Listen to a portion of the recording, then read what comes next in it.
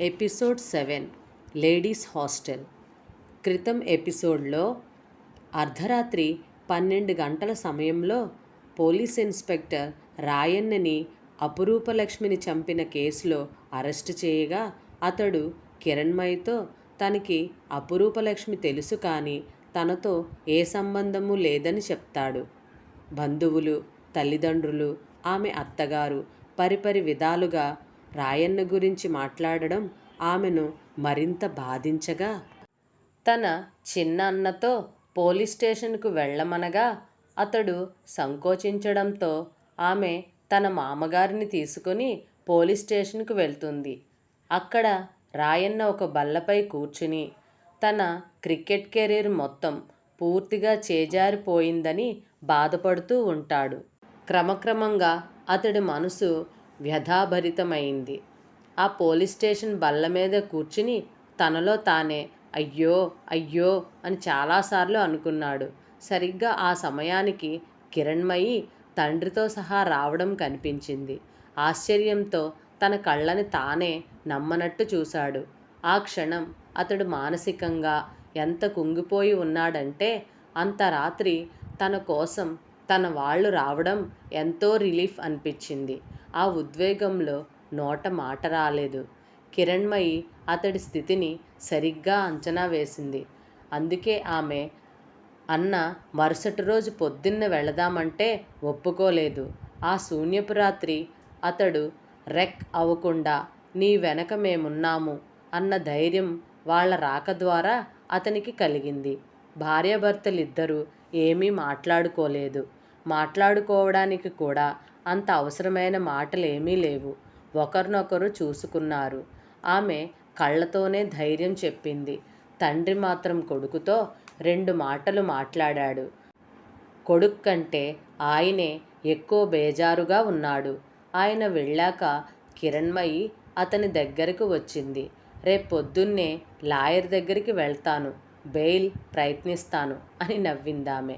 ఆ సమయంలో ఆ నవ్వు అతడికి ఎంతో చిత్రంగా, చిత్రం కూడా కాదు, దానికన్నా అతీతమైన భావాన్ని కలుగజేసింది.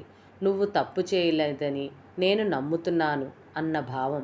ఆ తరువాత ఆమె చేతిలో ప్యాకెట్ అతడి బల్ల మీద పెట్టింది. ఏమిటది? అరటిపళ్ళు, స్వీట్లు.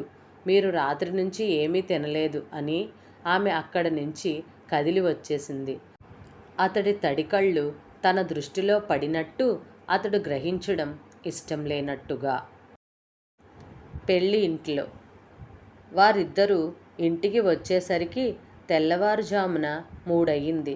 కిరణ్మయికి ఆశ్చర్యం కలిగించిన విషయం ఏమిటంటే, పెళ్ళింట్లో అందరూ నిద్రపోతున్నారు.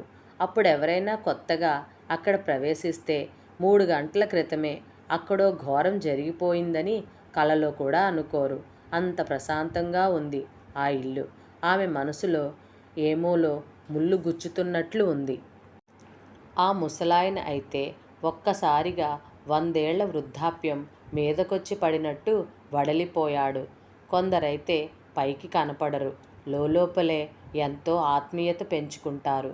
మగవాళ్లలో ఇలాంటి వారు ఎక్కువగా ఉంటారు. స్త్రీలు దీనికి వ్యతిరేకం. ఎక్కువ ఆత్మీయత ప్రదర్శిస్తారు, లోతు ఉండదు. ఈ సంగతి ప్రేమికుల విషయంలో కాదు, ముసలి మామల పట్ల కోడళ్ల విషయంలోనూ, తమ్ముల పట్ల పెళ్ళైన అక్కల విషయంలోనూ ఇది ఎక్కువ కనబడుతుంది. ఆ రాత్రి మరిక ఆమె నిద్రపోలేదు. ఆ గదిలోకి కూడా వెళ్ళలేదు. పెరట్లోకి వెళ్ళబోయింది. ఆమె ఎటు వెళుతుందా అని ఊపర బిగబెట్టి చూస్తున్న ముత్తైదువ అప్పుడే కళ్ళు తెరిచి, అదేమిటమ్మా, లోపల పడుకోలేకపోయావా అంది ఆప్యాయత నిండిన కంఠంతో. అదే, కిరణ్మయి గాని ఆ గదిలోనే పడుకోవడానికి వెళ్ళి ఉంటే బొగ్గలు నొక్కుని, చూసారా అమ్మా చోద్యం, మొగుడు జైలుకెళ్తే పూలమంచం మీద పవళించింది అని ప్రచారం చేసి ఉండేది. కిరణ్మయి దీన్నంతా పట్టించుకోలేదు. విమర్శ, మెచ్చుకోలు అనేవి అవతలివారి ప్రవర్తనకు, మానసిక స్థాయికి ప్రతీకలు. వాటికి ఇంట్రిన్సిక్ విలువ లేదు. మానసిక స్థాయిని బట్టి మనల్ని ఆనందింపజేయడం, బాధ పెట్టడం అంతే. అందుకోసమే పనికొస్తాయవి. ఆమె పుస్తకాల ర్యాక్లోంచి ఒక పుస్తకం తీసుకుని పెరట్లోకి వెళ్ళింది. ఎప్పుడూ అక్కడే కూర్చుని ఆమె చదువుకునేది. జామ చెట్టుకు కట్టిన లైట్ వెలుతురు చీకటిని పారద్రోలలేకపోతుంది. 3:30 కావస్తుంది సమయం. ఆమె వెంటనే చదవడం ప్రారంభించలేదు. చెట్టుకు తల ఆంచి చాలాసేపు కళ్ళు మూసుకుని ఉండిపోయింది. వెళ్తూ వెళ్తూ భర్త అన్న మాటలే గుర్తుకు వస్తున్నాయి. ఎప్పుడైనా మనలో ఒకరు ఏదో ఆలోచనలో ఉన్నప్పుడు రెండో వాళ్ళు ఏమిటిప్పుడు నువ్వు ఆలోచిస్తున్నది అని అడిగితే వాళ్ళు ఆ క్షణం ఏం ఆలోచిస్తున్నది నిస్సంకోచంగా చెప్పాలి అనుకున్నాం. గుర్తుందా కిరణ్మయి? ఈ రాత్రంతా ప్రతిసారి నేనే అడుగుతూ వచ్చాను. ఒక్కసారి కూడా నువ్వు నన్నేమీ అడగలేదు. అడక్కపోయినా నేనే చెప్తున్నాను. ఇప్పుడు నేనేం అనుకుంటున్నానో తెలుసా కిరణ్? కనీసం నా భార్య అయినా నన్ను నమ్మితే చాలు అనుకుంటున్నాను. ఆ మాటలు నిజమై ఉండవచ్చు, లేదా అతడు అబద్ధాన్ని కూడా నిజాయితీగా చెప్పగలవాడు అయి ఉండొచ్చు. తన భర్త అని ఆలోచించకుండా ఒక వ్యక్తిగా చూస్తే ఒక్కరోజు పరిచయం, ఏమీ తెలియదు. అపురూపలక్ష్మి నాకు తెలుసు, అంతే. ఎంతవరకు తెలుసు? ఇదొకటి ముల్లులా గుచ్చుతోంది. పెళ్ళైన మొదటి రోజే భర్త గర్ల్ఫ్రెండ్ విషయాల గురించి తెలియడం, అది పోలీసుల ద్వారా. అతడొకవేళ ఈ హత్య చేయకపోతే మరి చేసిందెవరు? దూరంగా గడియారం 4 కొట్టింది. ఆకాశం నిర్మలంగా ఉంది. చల్లటి గాలి ఆగి ఆగి వీస్తుంది. ఇంకొంచెం సేపట్లో ప్రపంచం నిద్రలేస్తుంది. బాణాలు, బల్యాలు, సూదులు పట్టుకు తయారవుతుంది. వచ్చిన కష్టం కన్నా రాబోయే ఈ కష్టాన్ని ఎదుర్కోవడానికి ముందు ఆయాత్తం అవ్వాలి. ఆమె పుస్తకం తెరిచి ఏకాగ్రతతో చదవడం ప్రారంభించింది. ఆమెలోని మంచి లక్షణం ఏమిటంటే ఒకసారి ఆ లోకంలోకి వెళ్ళాక మిగతావేవీ గుర్తుండవు.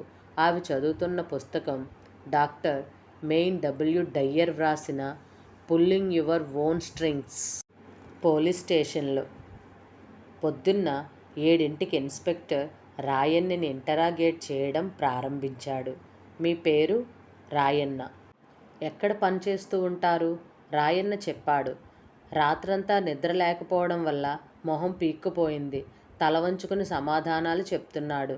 చూడండి మిస్టర్ రాయన్న, నేను అడిగే ప్రశ్నలకి మీరు సమాధానం ఇచ్చే ముందు మీ లాయర్ పక్కన ఉండాలి అని మీరు కోరుకోవచ్చు. ఈ అధికారం మీకుంది.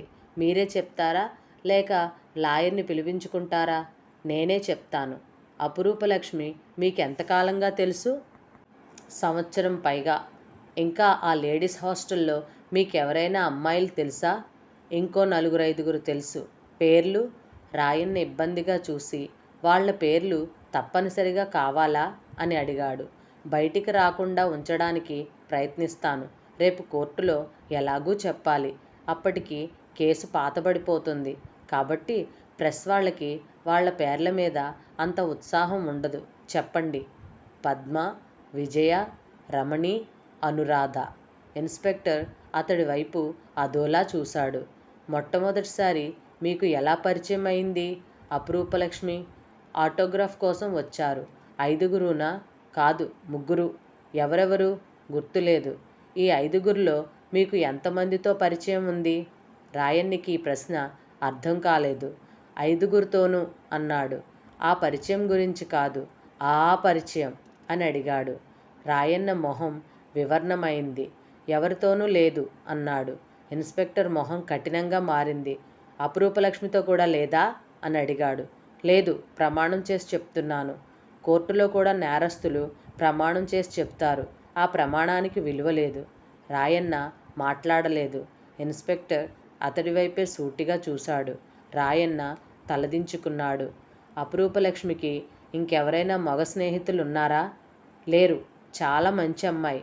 మంచి అమ్మాయా? మీరున్నారుగా బాయ్ ఫ్రెండ్. రాయన్నకి ఏం జవాబు చెప్పాలో తోచలేదు. మనసులో భావాల్ని ఎలా వ్యక్తీకరించాలో అతడికి తెలియలేదు.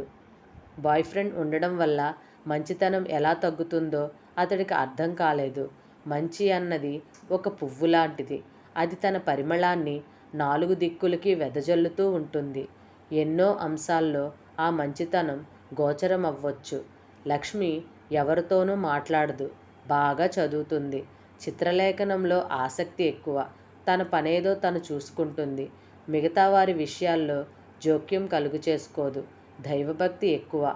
అందువల్ల తనని మంచి అమ్మాయి అంటున్నాను అన్న అభిప్రాయంతో అన్నాడు. లక్ష్మిని మీరెప్పుడు చివరిసారిగా కలుసుకున్నారు? నిన్న మధ్యాహ్నం. ఇన్స్పెక్టర్ మొహంలో ఆశ్చర్యం కనిపించింది. కానీ మొన్న సాయంత్రం మీకు వివాహం జరిగింది అన్నాడు. అవును, చిన్న ఉత్తరం పంపింది, అందుకని హాస్టల్కి వెళ్ళాను. హాస్టల్ లోపలికి వెళ్ళారా? లోపలికే. కానీ పరాయి వాళ్ళని లోపలికి అనుమతించరే?